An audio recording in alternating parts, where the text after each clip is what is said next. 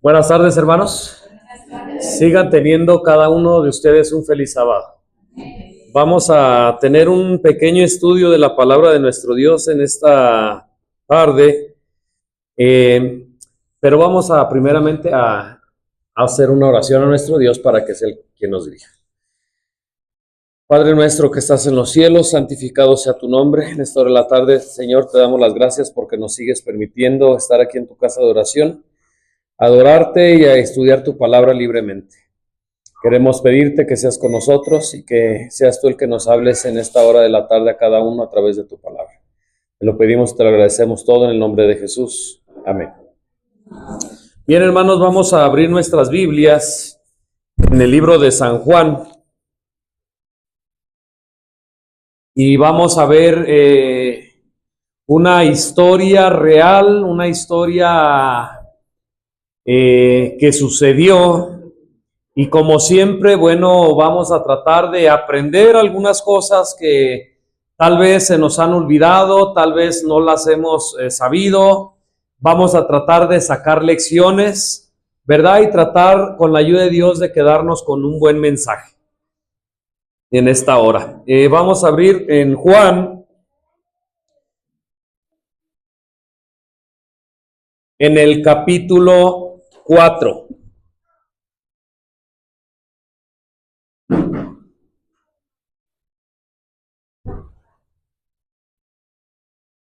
Juan capítulo 4, versículo 5.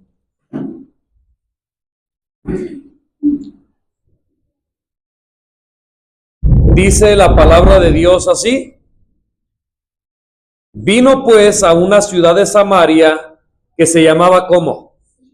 Sicar, junto a la heredad que Jacob dio a su hijo José. Y estaba allí ¿qué? El pozo de Jacob. Miren lo que dice Comentario Bíblico Adventista sobre esto. Juan capítulo 4, capítulo 4, versículo 5.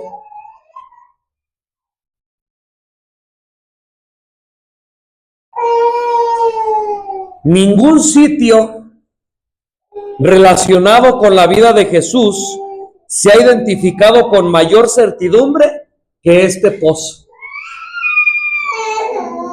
¿Estamos entendiendo lo que dice ahí?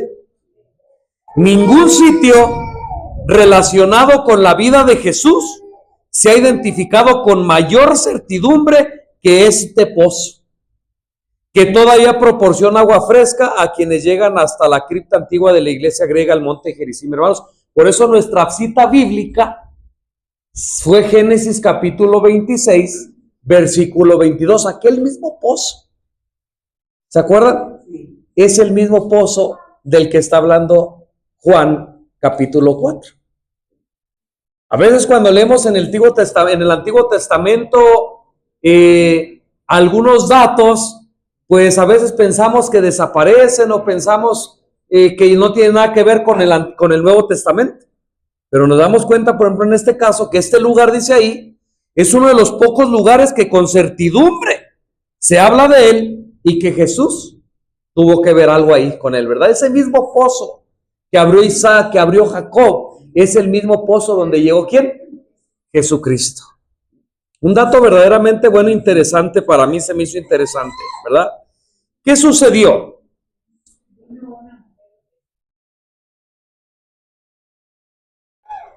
Vino pues a una ciudad de Samaria que se llamaba Sicar, junto a la heredad que Jacob dio a su hijo José, y estaba allí el pozo de Jacob. Entonces Jesús, cansado del camino, se sentó así junto al pozo, y era como la hora ¿qué? Sexta. Miren, hermanos, cuando Jesús llega a este pozo, dice que en qué condición iba. Cansado, ¿verdad? Iba cansado del camino. ¿Tú has caminado alguna vez? Muchas veces, dice la hermana. ¿Cuánto has caminado para que te encuentres en esta condición? Y más a esa hora, la hora sexta, bueno, dicen que era la hora, no podía ser en la noche ni podía ser en la tarde. Era más o menos mediodía, ¿eh? Y había otras circunstancias que decían esto. Había más gente en el pozo y era la hora en que todos iban a sacar esa agua. ¿Qué tanto has caminado tú que dices, ay, no, ya, ahora sí ya me cansé, ahora sí estoy cansado? ¿Cuánto has caminado? A ver, respondan. ¿Cuánto? ¿Cuánto es poco? Media hora, 1 kilómetro, 1 hora, ¿cuánto más? Mi mamá dice 4, ¿tú has caminado 4 horas?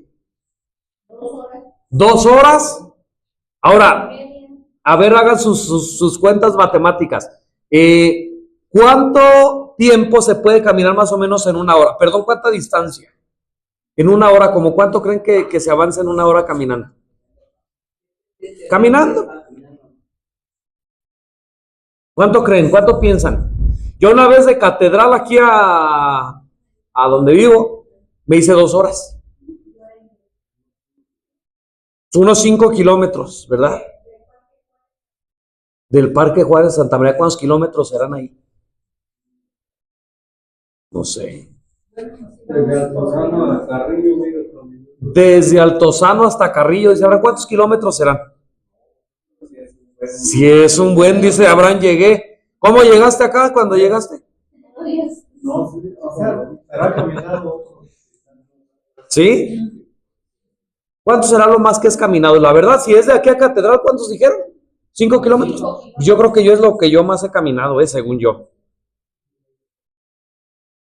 Miren, hermanos, dicen los que saben, los que han estudiado esto más de cerca, los que han investigado,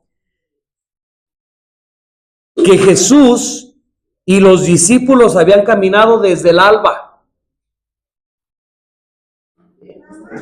O sea, cuando apenas comenzaba a amanecer, ellos ya habían emprendido su viaje para llegar a la hora sexta, como a las 12. O sea, pónganle que de las 4 de la mañana, 5, a las 12.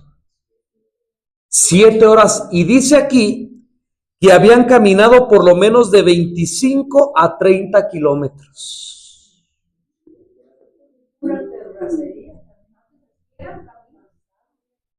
¿Se imaginan, hermanos? Por eso la palabra de Dios dice que Cristo llegó a ese lugar, ¿cómo? Cansado. Hermanos, el Dios del cielo, el Creador, cansado de su viaje, sediento. Este es uno de los pasajes, hermanos, que demuestra la humanidad de Cristo.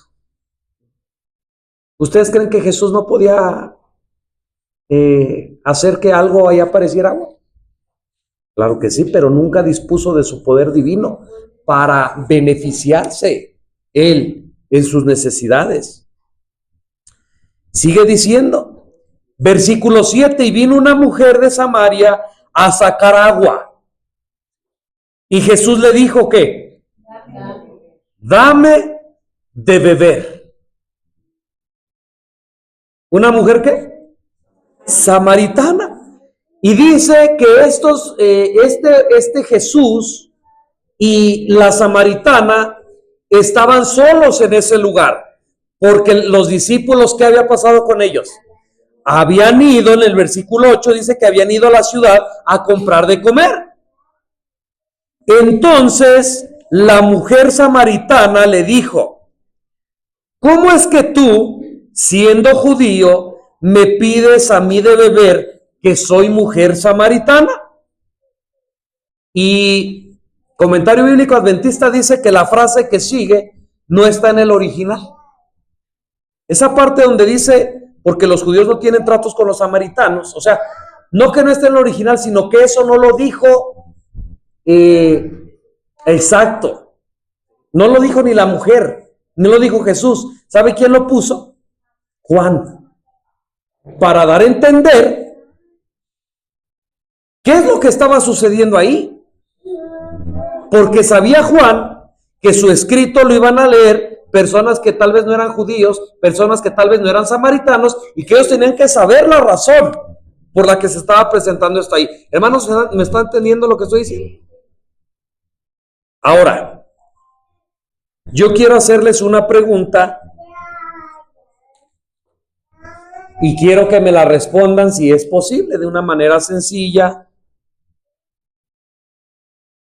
¿Por qué los samaritanos y los judíos no se llevaban? E incluso no se llevaban, se odiaban. Decían, no, nosotros. Y el pueblo de judío decía, no, ustedes, estos, nosotros somos. ¿Cuál era la razón?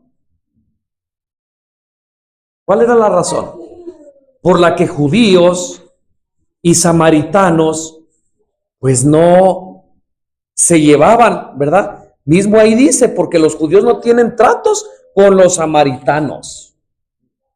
¿Qué era lo que había sucedido? ¿Qué era lo que había pasado? Yo quiero preguntarles en lo que ustedes piensan. Quiero hacerles un par de preguntas. ¿Los samaritanos creían en Dios? ¿En Jehová? ¿En el verdadero Dios? Sí. ¿Los samaritanos estaban esperando un Salvador? Sí. Más adelantito ahorita lo vamos a ver, que la misma mujer da fe de esto. ¿Y los judíos? ¿Creían en el verdadero Dios? ¿En Jehová? Sí. ¿Estaban esperando un Salvador? Sí. ¿Y entonces? Es que ellos se creían en ¿Quiénes? ¿Y los otros? a mí se les había permitido participar en la Pero, ok, qué bueno, es un buen dato. ¿Se acuerdan que cuando se va a hacer la reconstrucción del templo, vienen los samaritanos y le dicen, nosotros vamos a construir con ustedes? ¿Y qué dicen los judíos? No, ustedes no tienen nada que ver aquí, nosotros vamos a construir solos. Pero ya había una enemistad. Por eso ya... Sí, te lo... había habido una división del reino, del sur y del norte. Del norte quedaron las 10 tribus y del sur quedó Judá. Entonces, desde ahí hay una enemistad entre ambos, de tal manera que cada quien hace su templo, cada quien hace su lugar de adorar. Samaria es la capital del reino del norte y Jerusalén es la capital del norte. Hay una división entonces, pero ¿cuál es la razón de esa división? ¿Cuál es la razón de esa división? Ya se habían mezclado los samaritanos con los paganos. ¿Cómo ven a Imelda? Miren, vamos a Segunda de Reyes, capítulo 17.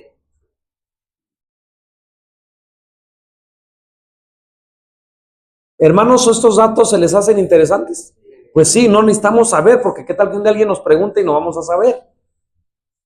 Capítulo 17 de Segunda de Reyes, el versículo 23, dice, hasta que Jehová quitó a Israel de delante de su rostro, como él lo había dicho por medio de todos los profetas sus siervos, e Israel fue llevado cautivo de su tierra a Siria hasta hoy. Ahora fíjense lo que dice el comentario. ¿Por qué fue llevado cautivo? ¿Por qué el rey Asiria tomó cautivo al pueblo de Israel? Dice, quedaron unos pocos. Cuando el pueblo fue llevado cautivo, dice que quedaron unos pocos, y estos se casaron con los paganos.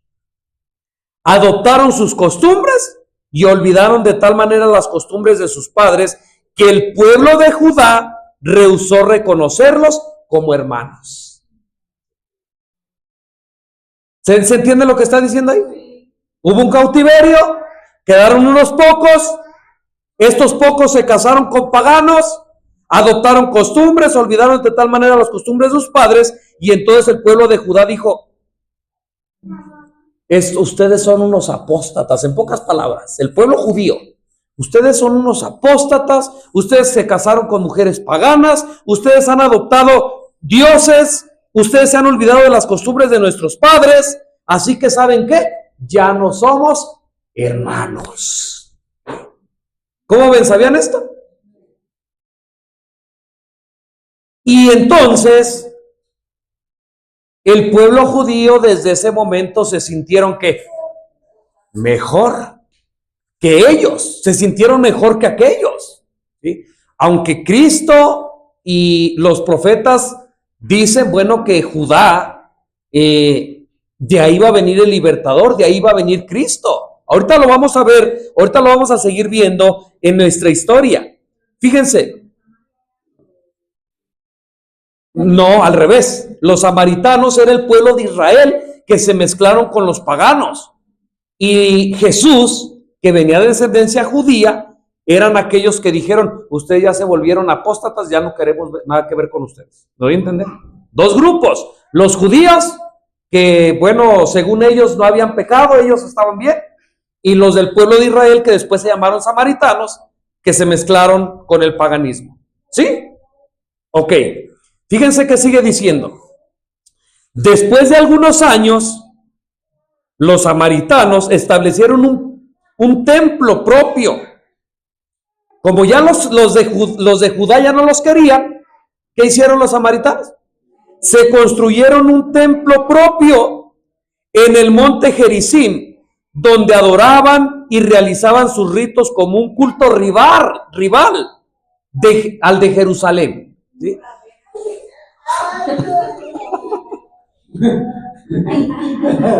No pues, pero ¿quiénes son los samaritanos?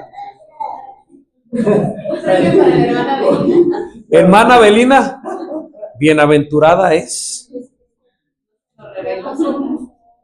Me gusta que haya gente inteligente en la iglesia. ¿Ya agarraron el hilo? Aunque ese no iba a ser nuestro estudio, pero es importante. De hecho, si ustedes ven, últimamente estoy tratando de hacer los estudios de una manera cronológica, me refiero en cuanto a ir versículo por versículo, para aprender no solamente una lección o un tema, sino aprender bastantes temas, bastantes enseñanzas, lecciones al mismo tiempo. ¿Me estoy dando a entender? Por ejemplo, voy a decir algo. Casi siempre toman Juan 4 para enseñar que el agua viva es Cristo, ¿no? Y es bonito y es bueno esto. Pero, ¿por qué tomar solamente una lección pudiendo tomar 4 o 5? Y más diría la Biblia cuando vemos que aquel día se acerca, ¿verdad? Tenemos que aprender más rápidamente las cosas. Entonces, fíjense. Después de algunos años establecieron un templo propio en el monte Gerizim, donde adoraban y realizaban sus ritos como un culto rival al de Jerusalén. Ya hubo ahí la división, ¿no? Y preguntó nuestro hermano Abraham, cuando después de que nuestra hermana, ahorita lo voy a decir más clarito, después de que nuestra hermana dijo a Abraham, pero ¿quién es de Samaria y quién es de los judíos? Ahorita al final, si yo no me acuerdo, hermanos, ustedes me acuerdan, antes de terminar el estudio, yo les voy a decir, escuchen bien, yo les voy a decir cuál es la iglesia verdadera.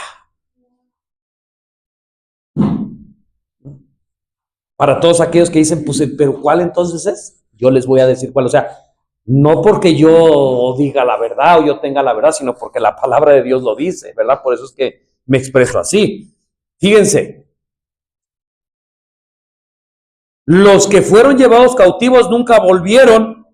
Algunos de sus descendientes, escuchen, algunos de sus descendientes se unieron al remanente de Judá, que volvió por el decreto de Ciro.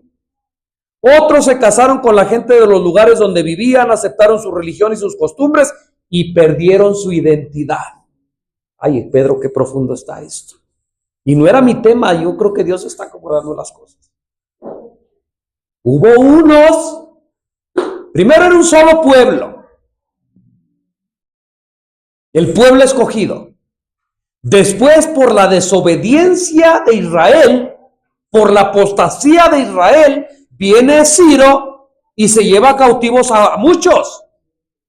Unos quedan pocos, pero estos pocos se casan con mujeres paganas, estos empiezan a adoptar tradiciones mundanas, estos olvidan los mandamientos de Dios, de sus padres, y entonces los de Judá dicen, ¿saben qué? Ustedes son unos apóstatas, nosotros ya no somos hermanos de ustedes, y se separan. Y entonces los de Samaria, yo quiero que ustedes vayan viendo los dos grupos, las características, y que se vayan haciendo ustedes a la idea de qué grupo están, si son samaritanos o son judíos. Pedro. Sí, mira, ahí mismo, el segundo de Reyes, del 25 en adelante, está un incidente que puedo comentar. Cuando el rey de Siria toma la ciudad de Samaria, él manda gente a esa ciudad, pero dice ahí que como no temían a Jehová, Jehová les envió leones y se los empezaban a comer. Entonces, para componer eso, ahora le dicen al rey: mira, está pasando esto, ¿qué hacemos? Dice el rey: manden traer un sacerdote para que venga y les enseñe de Jehová. Los samaritanos, en lugar de ellos, el pueblo de Israel que había ahí, en lugar de enseñarles ellos, ¿sí? Ellos empiezan a adoptar cosas paganas, pues. Okay. En lugar de que ellos enseñen, ellos empiezan a adoptar cosas. Así es. Entonces, los judíos les dicen: ustedes son unos apóstatas al pueblo de Israel y ya no son nuestros hermanos. Entonces los samaritanos dicen: ah, no, ya no quieren que seamos nuestros hermanos, pues nosotros nos hacemos nuestro propio templo, nuestra propia iglesia. Nosotros vamos a tener nuestro propio culto. Parecido a la realidad. Sigue diciendo: sin duda unos pocos siguieron fieles a sus convicciones religiosas, permitiendo así que su luz brillara. Unos, como dijo Pedro, fueron arrastrados. En vez de que ellos enseñaran, les enseñaron. Pero hubo unos pocos que permitieron que su luz brillara en los países donde fueron llevados, e influyeron ahí sobre otras personas para que aceptaran el culto del Dios verdadero. Así que regresemos. Esta fue la razón por la que vinimos a Reyes, ¿verdad? Segunda de Reyes. Ver cuál fue la razón por la que samaritanos y judíos no se llevan. Ya vimos la razón. A ver, ¿cuál fue la razón? Una división y estos pocos se fueron a Canaán. ¿Y por qué hubo una división? Porque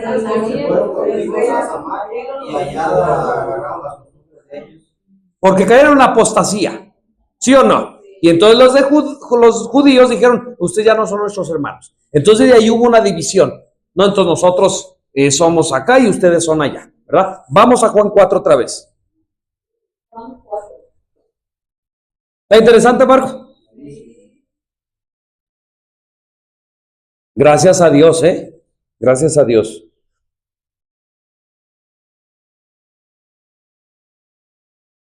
Nos quedamos en el versículo 9, vamos a volver a leerlo. Entonces la mujer samaritana le dijo: esta mujer samaritana perteneció originalmente ¿a qué pueblo? Al pueblo de Israel. ¿Sí? ¿Sí se acuerdan? No, según lo que acabamos de ver. Le dijo: ¿cómo es que tú, siendo judío, me pides a mí de beber, que yo soy mujer samaritana? Y entonces agrega Juan, ¿no? Para que nosotros, que ni somos judíos, ni somos samaritanos, entendiéramos. Nos da una explicación. Miren, ¿saben por qué pasó esto? Porque los judíos y los samaritanos no se llevan, no se tratan. Ese mensaje es especial para nosotros. Versículo 10, respondió Jesús y le dijo: si conocieses el don de Dios y quién es el que te dice dame de beber, tú le pedirías a él y él te daría agua viva. La mujer le dijo: Señor, no tienes con qué sacarla, y el pozo es hondo. ¿De dónde pues tienes el agua viva? ¿Eres tú mayor que nuestro padre Jacob, que nos dio este pozo del cual bebieron él y sus hijos? Fíjense, el pueblo judío, ¿se acuerdan cuando Jesús les dice, está haciendo Jesús por ahí algunos milagros y Jesús les dice: ustedes son hijos de vuestro padre el diablo? ¿Se acuerdan? Y aquellos hombres le dicen: nosotros somos hijos de Abraham. ¿De quién reclamaban que eran hijos?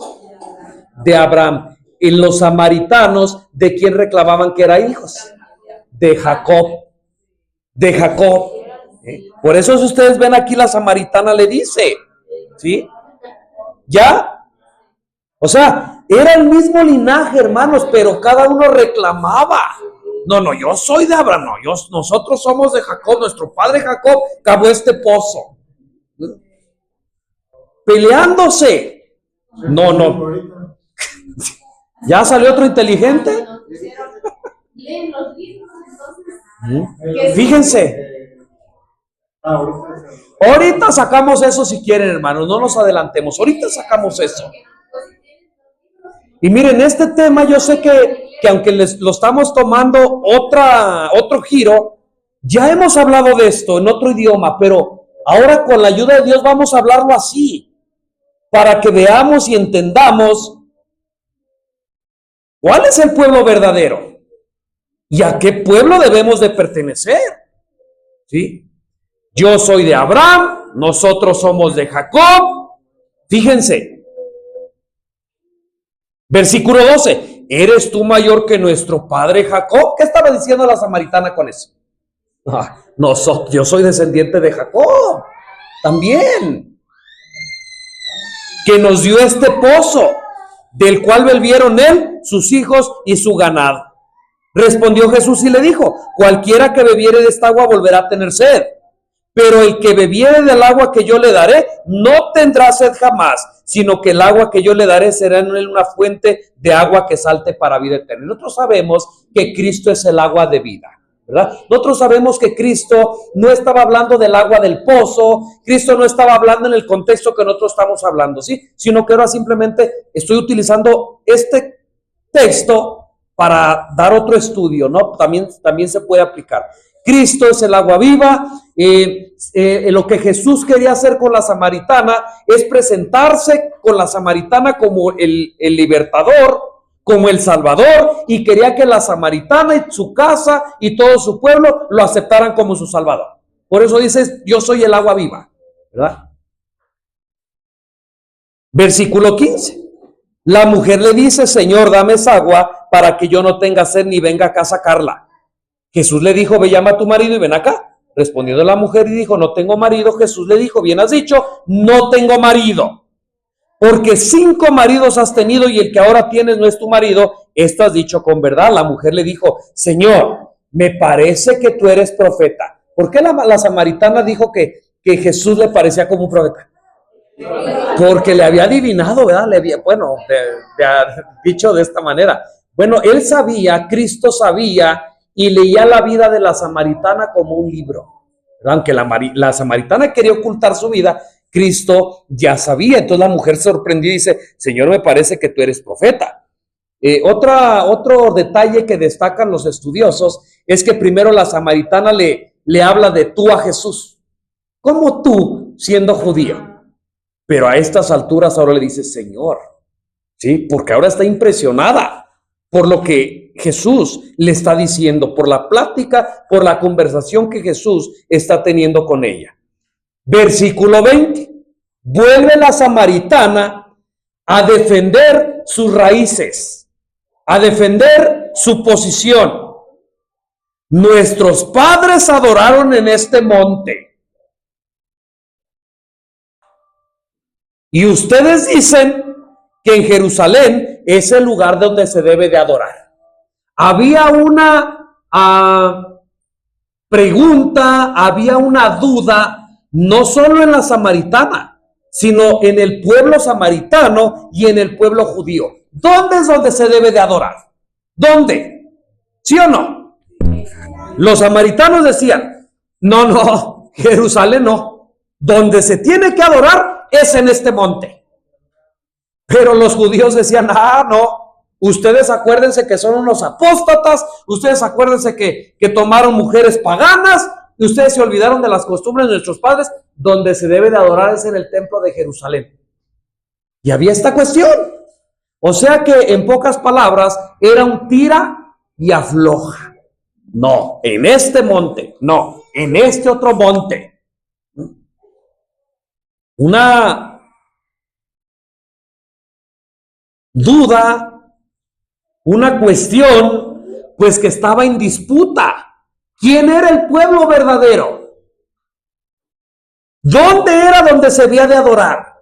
Y dice Abraham hace un rato: pues estamos igual hoy.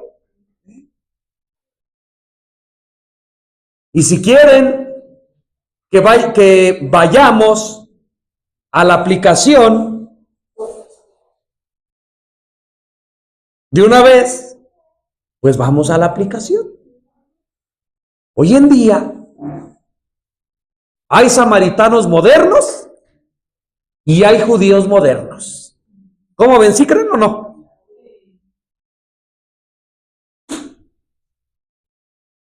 Porque hoy en día dicen unos, no, nosotros somos de los pioneros adventistas.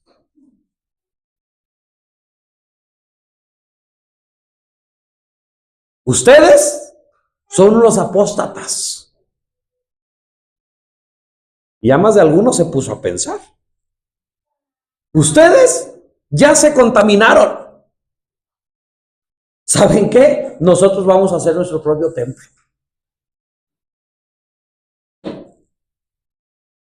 Y los otros dicen, el otro grupo dice, no, no, no, los que se separaron fueron ustedes.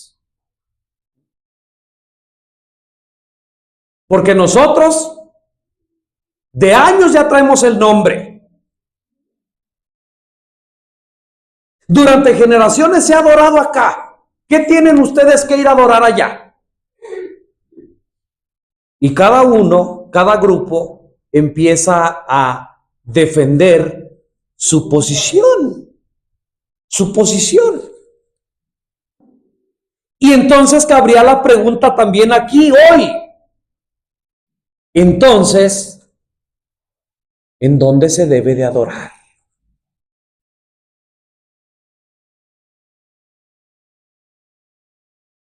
Miren, vamos a seguir leyendo la historia porque ya los veo medios pensativos. Versículo 20, nuestros padres adoraron en este monte y nosotros ustedes dicen que es en Jerusalén, es el lugar donde se debe adorar. Jesús le dijo, mujer, créeme. ¿Qué le dijo Jesús? Mujer, créeme que viene la hora cuando ni en este monte ni en Jerusalén adoraréis al Padre. O sea, Jesús terminó de una vez por todas con esa división. ¿Sí o no? Miren, ustedes dicen que allá. Y estos los judíos dicen que acá. ¿Saben qué, mujer? De una vez te digo, de una vez te anuncio, ni allá ni acá.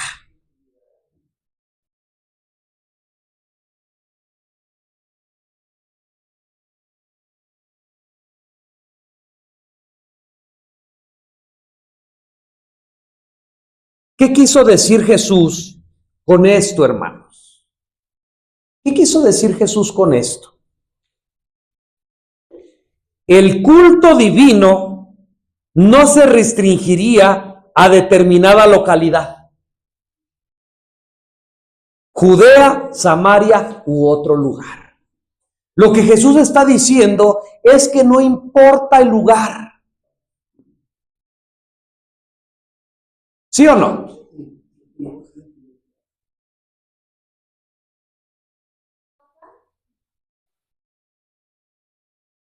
Fíjense, habiendo despertado en la mujer un deseo del agua viva, cualquiera fuera esta, y una convicción de que ella la necesitaba personalmente, Jesús prosiguió conduciéndola al punto de la decisión.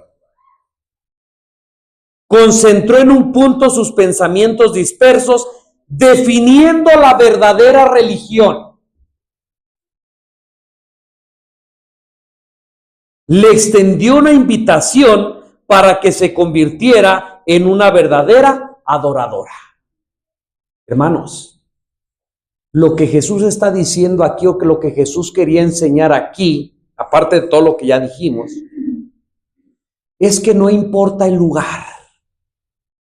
Lo que importa verdaderamente es si eres un verdadero adorador o no lo eres. En pocas palabras, si eres fiel a Dios o no lo eres, porque ¿qué sirve? ¿De qué sirve si estás aquí o allá, pero eres un hipócrita?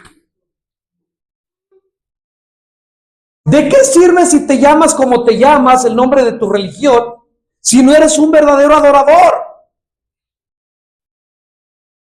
¿No sería mejor, según el pensamiento de Cristo, Tal vez no pertenecer a ni un lado ni a otro, pero que donde tú estés seas un verdadero adorador.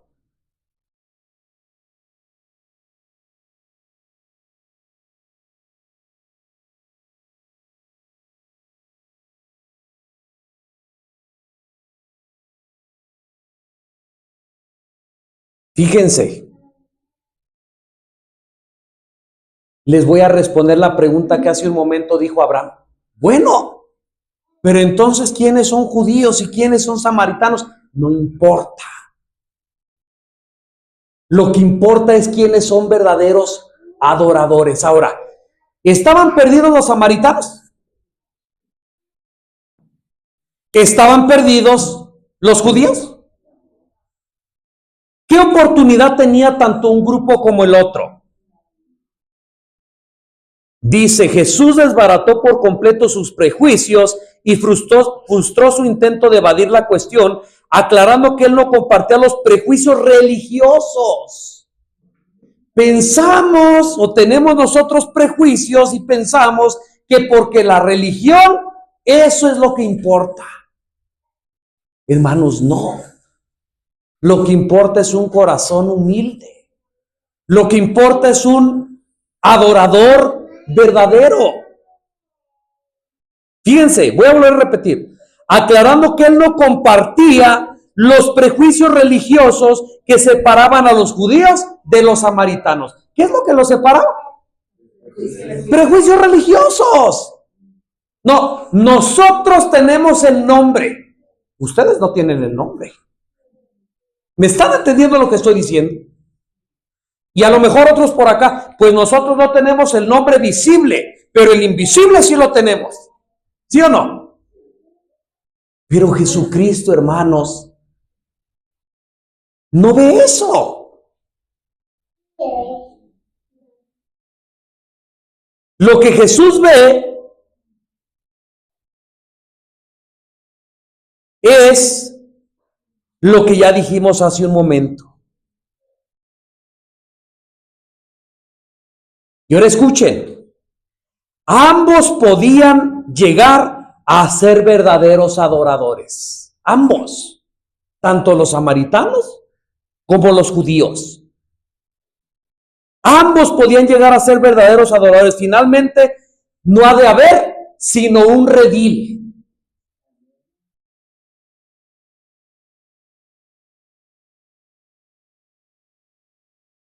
Juan capítulo 10, versículo 16, es lo que dice.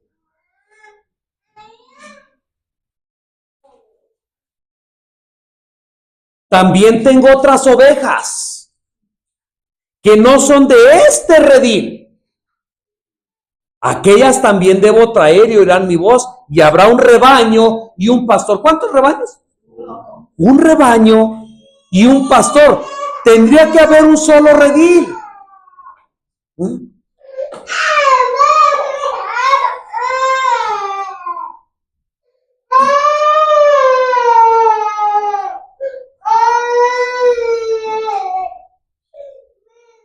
¿De dónde iba a sacar Jesús un solo redil?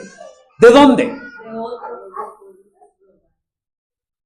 En el contexto que estamos estudiando, de los dos pueblos. Tanto de los samaritanos como de los judíos. ¿Por qué? Porque los dos tenían la oportunidad de ser verdaderos adoradores. Y entonces llegamos a la misma enseñanza que Dios da siempre. Hermanos, la verdadera iglesia de Dios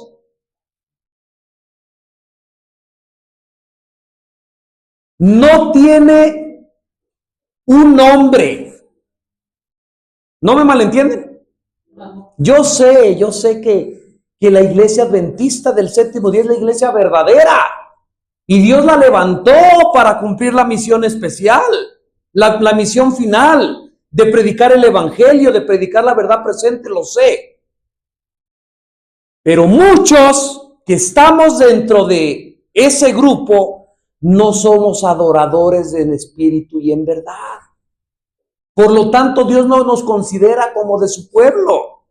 Y hay muchos que no están dentro de ese grupo, están fuera, pero son adoradores auténticos y más fieles, y Dios los considera como de su pueblo, como de su iglesia.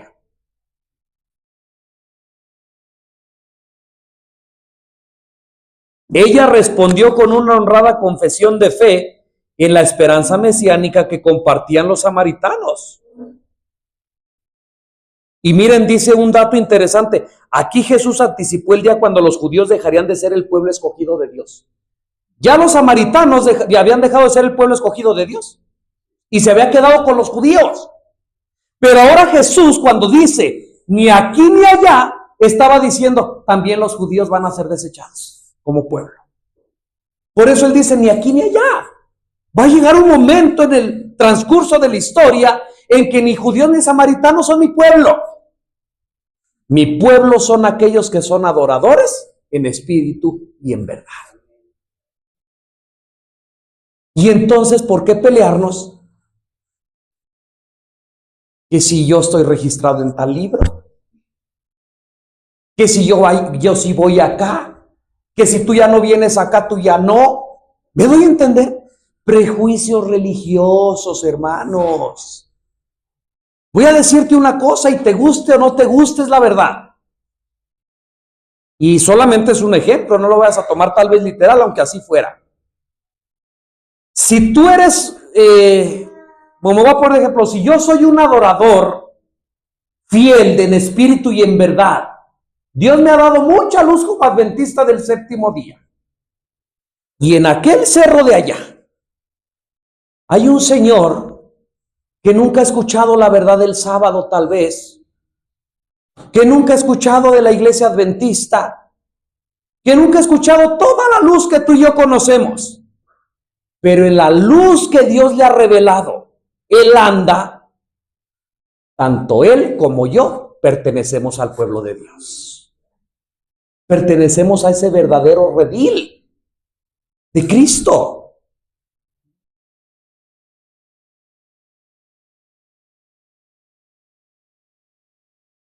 Versículo 22, les dice Cristo: vosotros adoráis lo que no sabéis. Nosotros adoramos lo que sabemos, porque la salvación viene de los judíos. O sea, Jesucristo sabía que el Mesías, el ungido, tenía que venir ¿de dónde? Pues de los judíos, ¿verdad? De la tribu de Judá. ¿Qué le dice que adoráis lo que no sabéis? Pues por los prejuicios religiosos.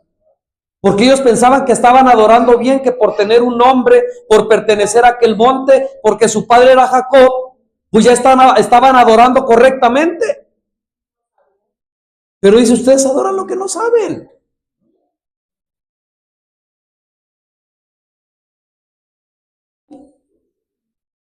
Fíjense lo que dice. La única salvación que hay, pues es Jesucristo. La religión de los samaritanos era una combinación de la religión hebrea apóstata y el paganismo. Los samaritanos tenían el Pentateuco como su Biblia y se jactaban de ser más ortodoxos que los judíos. ¿Pasa hoy dos grupos así? No. Ustedes son bien livianitos. Ustedes no casi no leen el don profético. Nosotros somos más ortodoxos, nosotros al pie de la letra. Pero dice al final que adoraban a Dios a ciegas. No sabían lo que adoraban, ahí está la respuesta, Yasmin. Y por lo tanto lo adoraban en vano. Dios dispuso en su providencia que los judíos fueran sus testigos elegidos para las naciones de la tierra. Bien, Jesucristo sabía que si bien entre samaritanos y judíos, los judíos habían sido los elegidos, ¿sí? Pero escuchen, llegaron a ser los judíos, llegaron a ser el recipiente de la voluntad divina revelada y los encargados de velar por ella. Por lo tanto, Jesús afirmó la absoluta superioridad de la religión judía, habiendo ya aclarado que la superioridad en ninguna forma se relaciona con el lugar de culto. La superioridad del judaísmo consistía en que Dios había elegido al pueblo hebreo para que fuera representante en la tierra, en que le había confiado los oráculos divinos y en que el Mesías había de ser judío. Dios había escogido de entre los samaritanos y los judíos, Dios había escogido al pueblo judío para que fuera su representante, para que fuera la luz del mundo, depositario de los oráculos divinos. ¿Sí o no? Es lo que está diciendo Jesús. Hermanos, hoy en día Dios ha escogido a la iglesia adventista del séptimo día exactamente igual. Bueno, en 1844. Pero la historia registra que aún el pueblo judío cayó, ¿sí o no? ¿Cuándo cayó? Cuando vino Jesucristo y no lo reconocieron como el único Dios, como el Salvador del mundo. Por eso Cristo dice, va a llegar el día en que ni aquí ni allá. Aquellos apostataron, ustedes también me van a rechazar y ustedes también van a ser desechados. Los únicos, en pocas palabras, estoy parafraseando lo que Cristo está diciendo, los únicos que van a ser mi pueblo, ni ustedes ni aquellos. Los únicos que van a ser mi pueblo son los que adoren en espíritu y en verdad. Hermanos, y hoy en día también hubo un pueblo llamado Adventista del séptimo día que fue levantado por Dios mismo, que le fueron encargados los oráculos divinos. Un mensaje especial para el mundo, la verdad presente. Pero ¿saben qué? Y lo voy a decir, a tratar de decir con las palabras exactas de la hermana Elena G. de White. La iglesia ha fallado. Tristemente ha fallado. ¿Alguien ha leído esto? Y entonces, si falló, ¿qué? ¿La iglesia de todos sigue adelante aún con sus imperfecciones? Como se ha dicho. Hermanos, no.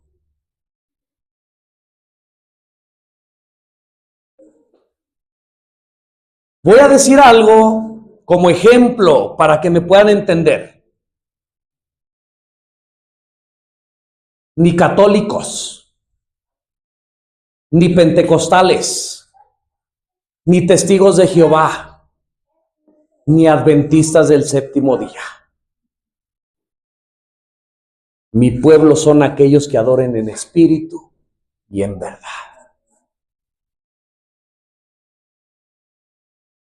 Hermanos, nadie se espanta con esto. Nadie se escandaliza con esto. El Hijo de Dios, el que quiere pertenecer al pueblo, a la iglesia de Dios, no es porque aquel que tenga un prejuicio religioso, porque se bautizó en tal o cual lugar, o porque su nombre está escrito en el libro tal o cual. No, lo que define a un hijo de Dios, lo que define a un miembro del pueblo de Dios, de la iglesia de Dios, es su espíritu, es su corazón, sincera o sincero y humilde.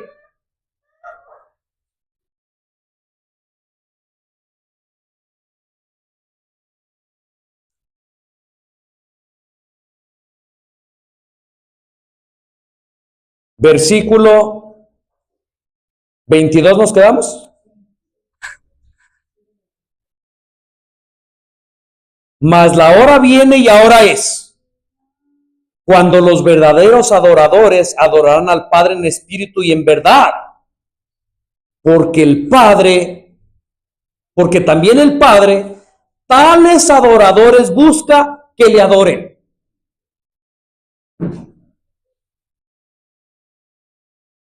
Cuando el lugar del culto deja de ser un asunto de importancia, ha llegado ahora. Hermanos, ¿qué dicen? Cuando el lugar del culto deja de ser un asunto de importancia, ha llegado ahora, hermanos, ha llegado el tiempo donde ni allá ni acá. No es necesario proseguir luchando en la huella del pasado. No es necesario esperar algún tiempo futuro para participar del verdadero culto, para recibir del agua viva. Jerusalén había sido el lugar señalado para el culto y permanecería así durante un corto tiempo más. ¿Dando a entender qué? ¿Dando a entender qué? Hermanos, voy a volver a leer porque no están poniendo atención.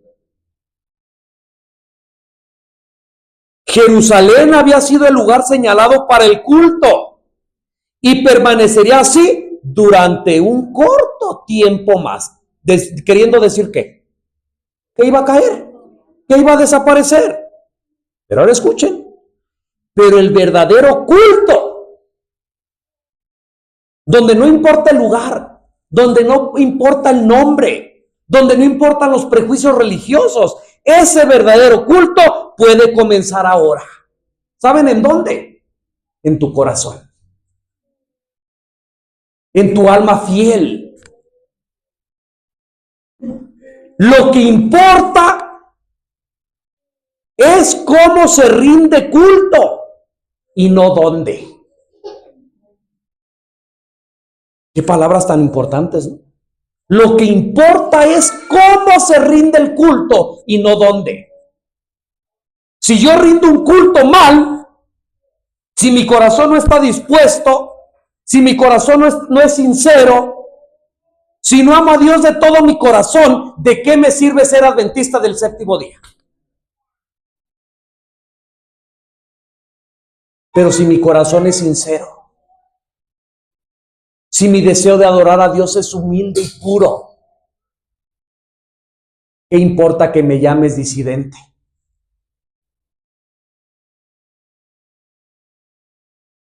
No debería de importar, ni debería de interesar.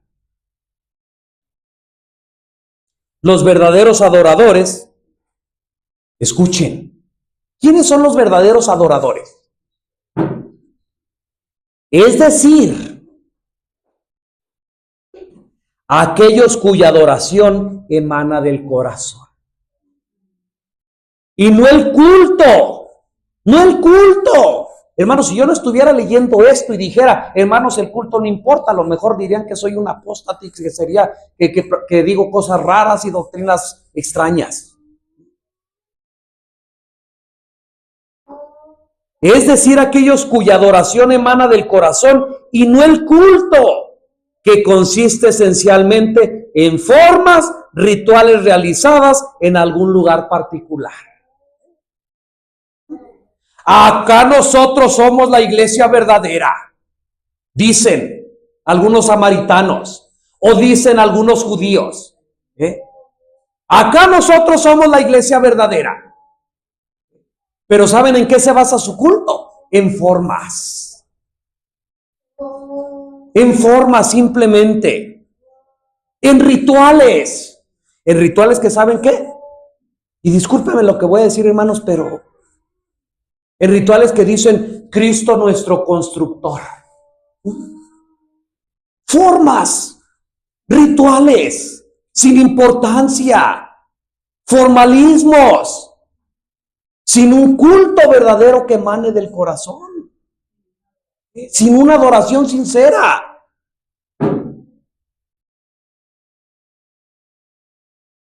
Ay, tiene que ser en un lugar particular, porque si no es ahí, ya no vale. Pero ese no es el pensamiento de Cristo. ¿Qué quiere decir en espíritu y en verdad? Es decir, con toda sinceridad, con las más excelsas facultades intelectivas y con todo fervor, cuando se aplican al corazón los principios de la verdad. Jesús dice que esta es adoración genuina. ¿Cuándo qué?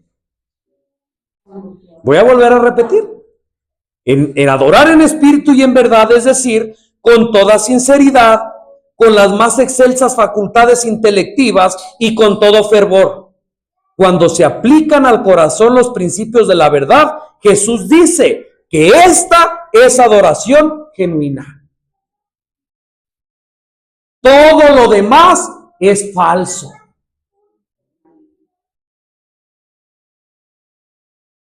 La misma distinción que aquí se hace entre la adoración verdadera y las formas del culto es claramente presentada por el profeta Miqueas.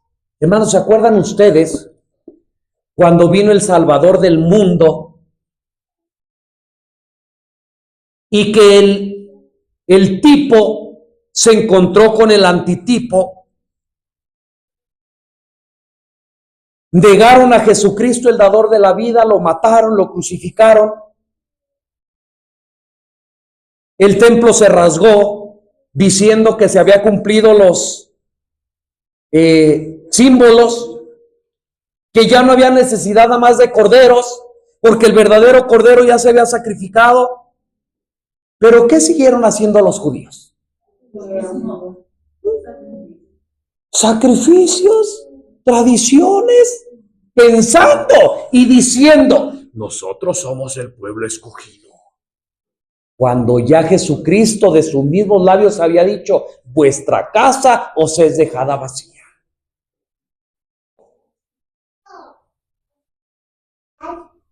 Y pensaban ellos que seguían siendo el pueblo escogido. Hermanos, ¿no creen que a lo mejor estamos en la misma situación? ¿Cómo a nosotros somos una iglesia escogida del fin del tiempo? Nos levantó Dios en 1844, somos la única iglesia verdadera y esta iglesia no va a caer jamás.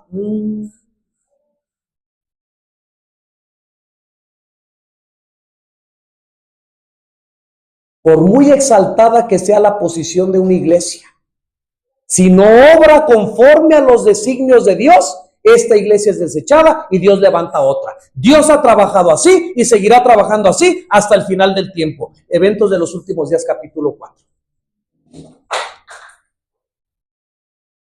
Por eso lo que debiéramos de cuidarnos nosotros, hermanos, no es si soy de Samaria. ¿Me están entendiendo? O si soy del pueblo judío. Lo que debe de interesarme a mí y preocuparme es si tengo un espíritu dócil, humilde y adoro a Dios en espíritu y en verdad. Eso debiera de importarme. No ninguna otra de las cosas que yo acabo de decir.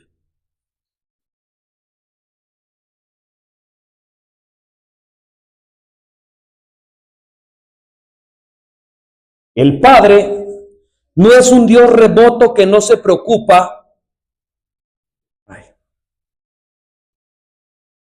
de sus hijos, sino que se interesa individualmente en ellos. ¿Cómo se interesa el Padre? ¿En grupo? Individualmente en ellos. No solo acepta a los verdaderos adoradores, sino que ansiosamente busca a los que estén dispuestos a adorarle en espíritu y en verdad. Esas son las ovejas que no son del redil. Él las busca, porque ve que están dispuestas a adorarle en espíritu y en verdad. Y los anima a que se le acerquen. Hermanos, Jesucristo anima a las personas que no conocen la verdad a que se acerquen a Él, no a una religión, no a una iglesia donde se enseñan tradiciones y formalismos, a Él. La salvación no es el resultado de los débiles esfuerzos de los hombres que buscan a un Dios indiferente, sino de los incansables esfuerzos de un Padre celestial que con solícita compasión busca a sus hijos perdidos. ¿Cómo ven esto, hermanos?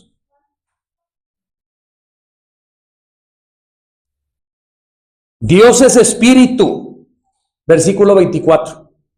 Y los que le adoran, ¿qué dice? Pertenezcan a un grupo religioso. Alléguense a la iglesia que dice ser la verdadera. ¿Qué dice? Dios es espíritu y los que le adoran en espíritu y en verdad es necesario que le adoren.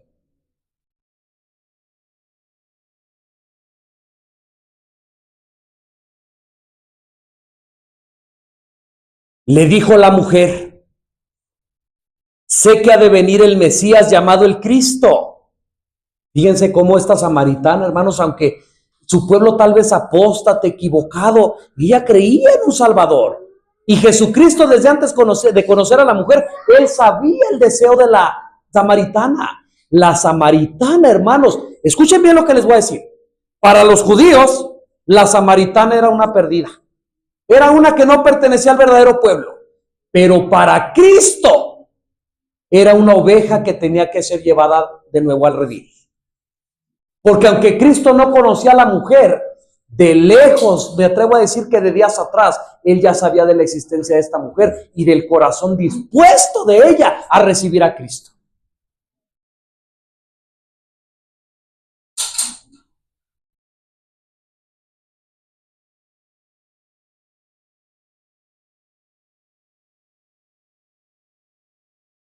Dios es espíritu y los que le adoran en espíritu y en verdad es necesario que le adoren.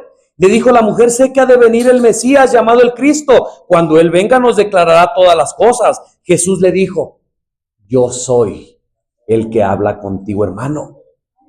Cuando tú y yo adoremos a Cristo en espíritu y en verdad, ¿saben qué va a pasar? Cristo se te va a revelar. Y andabas buscando a Cristo, andabas buscando esa sed que nada podía saciar tu alma, y la buscabas en la iglesia tal, y la buscabas en la iglesia tal, y la buscabas en la iglesia de praderas, y no encontrabas nada. Porque la iglesia, porque las tradiciones, porque la religión no pueden saciar esa sed. Lo único que sacia la sed del alma es Cristo, la verdadera agua de vida. Por eso no busques iglesias. Aunque digas que es la verdadera, y aunque es importante, y aunque Dios la dejó como un medio, pero no la dejó como un fin.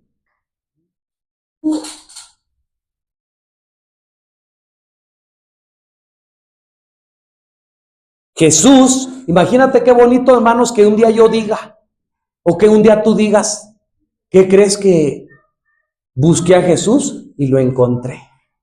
Y escuché su voz que me dijo: yo soy el que habla contigo.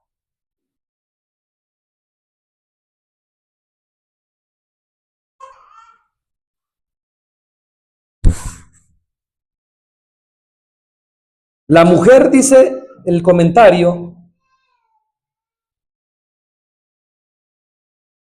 el camino había sido completamente preparado para esta asombrosa revelación que hizo que terminara súbitamente la conversación. Fíjense, hermanos, ahí termina la conversación, ¿sí? Preguntas incompletas: ¿dónde se debe de adorar? Nosotros somos el pueblo escogido. No, nosotros, ustedes no son. Nosotros somos, ustedes son un pueblo apóstata. Se adora aquí, no, nosotros nos vamos a hacer. Hermanos, prejuicios y una confusión. Pero todo esto se acaba: yo soy el Cristo, el que habla contigo. Ahí termina todo. Si todos buscáramos a Cristo, se terminarían todas nuestras discusiones. Se terminarían todas nuestras dudas, se terminarían todas nuestras peleas que por ahí a veces tenemos.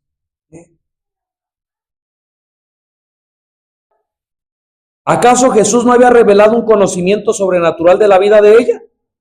¿Y ella no lo había reconocido como profeta? Teniendo en cuenta, ella había expresado la creencia de cuando viniera el Mesías, él declararía todas las cosas. Y ahora este profeta declaraba que él era el Mesías. Ella llegó en forma natural a la conclusión: no solo es un profeta, sino el Mesías, el profeta que había anunciado Moisés ya desde tiempo atrás. Así que, hermanos, hay un solo redil, hay un solo pueblo, y lo que define a ese pueblo no es un nombre, no es una religión, no son el tipo de culto, no es el lugar de culto. Lo que define al redil del Señor Jesucristo es el verdadero adorador en espíritu y en verdad. ¿Habíamos leído esta historia de esta manera?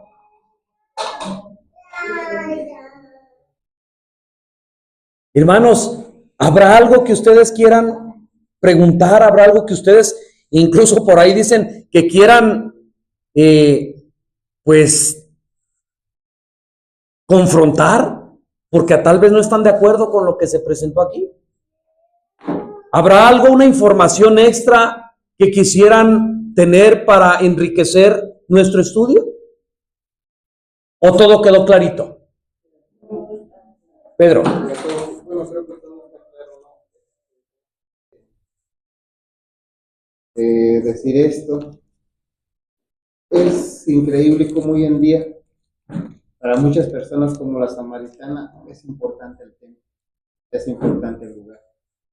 Bueno, ya vemos que para Dios pues, es algo diferente. Para Dios es más importante a quién adoremos y cómo lo hagamos. Nosotros sabemos que hay que adorar solamente a Dios. Sabemos que hay que adorarlo un día que Él señaló. Y nosotros nos vamos a otro lado, donde no se adora a Dios, o si se adora a Dios, no se hace en espíritu, en verdad, no se hace de una manera correcta, pues ahí sí estamos hablando. Dios estableció que es a Él el que se debe de adorar. Dios estableció que es a Él el que se debe de adorar el sábado. Porque el sábado tiene que ver con la adoración, Isaías 66, 22 y 23. Entonces, bueno, para el verdadero cristiano, que ojalá seamos cada uno de nosotros, es más importante a quién adoramos y que lo hagamos de forma correcta que el templo o el templo. Así es. Hermanos, termino con todo esto que yo dije. El don profético Dios a través de la hermana White lo resume en una pequeña frase. Y voy a parafrasear porque no lo recuerdo bien ahorita. Pero dice más o menos así. A través de los tiempos, los fieles han compuesto la verdadera iglesia de Dios. ¿Quiénes? Los fieles. Que Dios nos bendiga.